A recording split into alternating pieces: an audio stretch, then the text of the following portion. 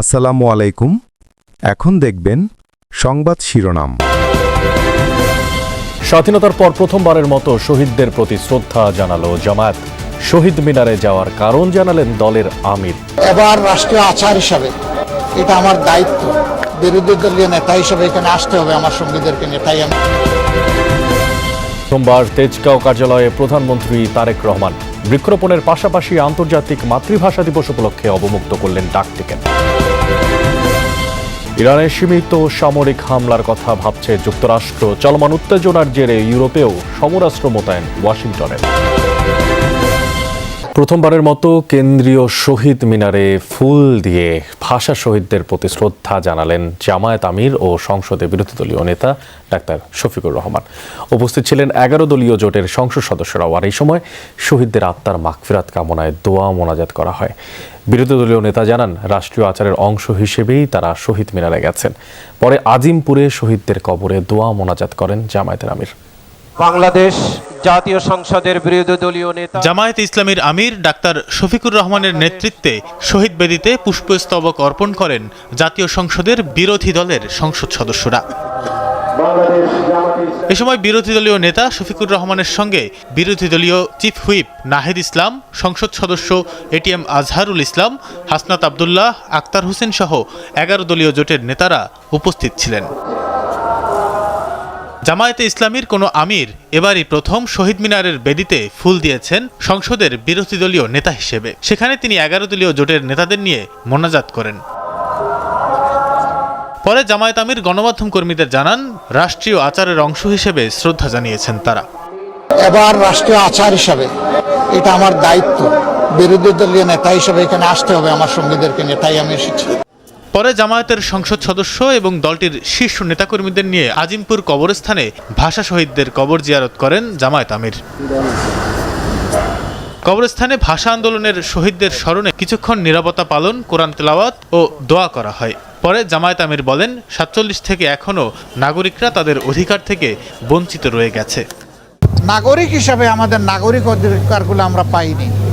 47 থেকে 71-এও পাইনি, 72 থেকে 24 পর্যন্ত বা আজকের দিন পর্যন্ত এখনো নাগরিকদের জন্য অধরা রয়ে গেছে তাদের অধিকারগুলো।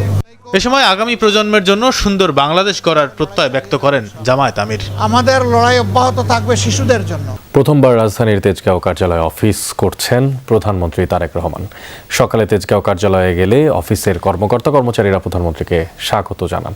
মূল ভবনে প্রবেশের আগে সাবেক প্রধানমন্ত্রী বেগম খালেদা জিয়া সরকারের সময় দায়িত্ব পালনকারী কর্মকর্তা কর্মচারীদের সঙ্গে কুশলাদি বিনিময় করেন তিনি। এরপরে একটি স্বর্ণ চাপা ফুলের চারা কার্যালয়ে চত্বরে রোপণ করেন প্রধানমন্ত্রী। মহান আল্লাহর দরবারে শুকরিয়া আদায় করে বিশেষ মোনাজাত করেন তিনি। এদিকে মহান শহীদ দিবস ও আন্তর্জাতিক মাতৃভাষা দিবস 2026 উপলক্ষে ডাক টিকিট উন্মোচন করেন প্রধানমন্ত্রী তারেক রহমান। জুলাইয়ের চেতনাকে মাইনাস করে গণতন্ত্র সুসংহত আর বৈষম্যহীন দেশ গঠন সম্ভব নয় বলে মন্তব্য করেছেন জামায়াতের সহকারী সেক্রেটারি জেনারেল হামিদুর রহমান আজাদ। রাজধানীর ডিপ্লোমা ইঞ্জিনিয়ার্স ইনস্টিটিউটে ঢাকা দক্ষিণ জামায়াতের আয়োজনে আন্তর্জাতিক মাতৃভাষা দিবসের আলোচনা সভায় এই মন্তব্য করেন তিনি। বলেন, ভাষা আন্দোলনের প্রকৃত ত্যাগ যাদের, সত্যিকার অর্থে তাদের অনেকেই ত্যাগের স্বীকৃতি রাজনৈতিক কারণে দেওয়া হয়নি। জামায়াতের নায়েবে আমির মুজিবুর রহমান বলেন, আদালত সহ বাংলা ভাষাকে সকল ক্ষেত্রে প্রতিষ্ঠা করার উদ্যোগ নিতে হবে। এ সময় তিনি বলেন, নির্বাচনে 2টি বিষয়ে ভোট হয়েছে, অথচ সরকারি দলের সদস্যরা একটি বিষয়ে শপথ নিয়ে জনগণের রায়ের প্রতি অসম্মান করেছে। সমাজে ন্যায় বিচার ফিরিয়ে আনতে হলে সরকারি ও বিরোধী দলীয় সবারই সম্মিলিত প্রচেষ্টা প্রয়োজন বলে জানান তিনি। গণভোট যদি না মানা হয়, জনগণ তখন এই সরকারকে মানতে চাইবে না, একটা ভিন্ন ধরনের পরিবেশ হয়ে যাবে। আর নির্বাচন কমিশন শুধু শপথ করিয়েছে এটা যথেষ্ট নয়।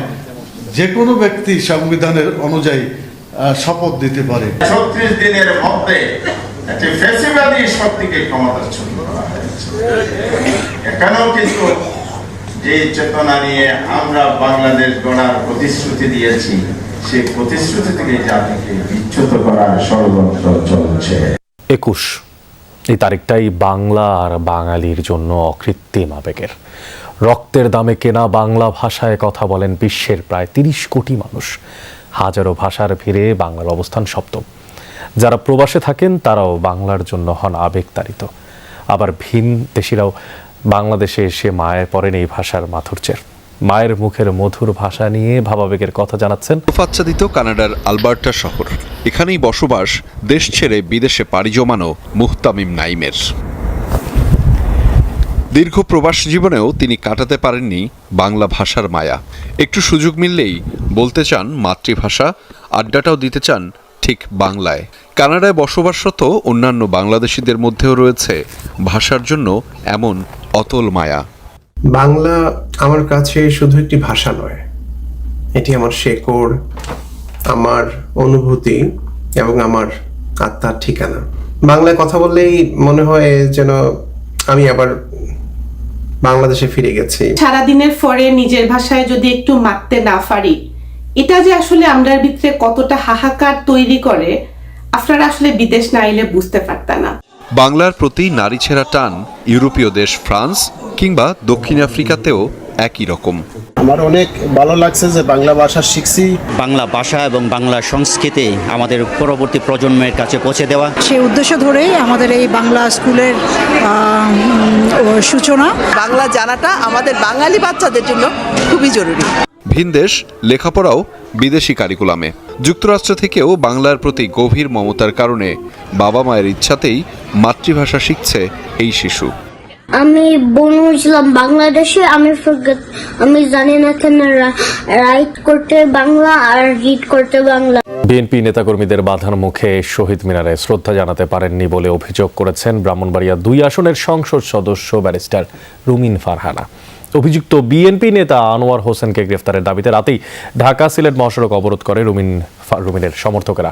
তদন্ত করে ব্যবস্থা নেওয়ার কথা জানিয়েছে জেলা প্রশাসক। শুক্রবার রাত 12:15 ব্রাহ্মণবাড়িয়ার সরাইলের কেন্দ্রীয় শহীদ মিনার প্রাঙ্গণে পুষ্পস্তবক নিয়ে ভাষা শহীদদের শ্রদ্ধা জানাতে যান স্থানীয় সংসদ সদস্য ব্যারিস্টার রুমিন ফারহানা।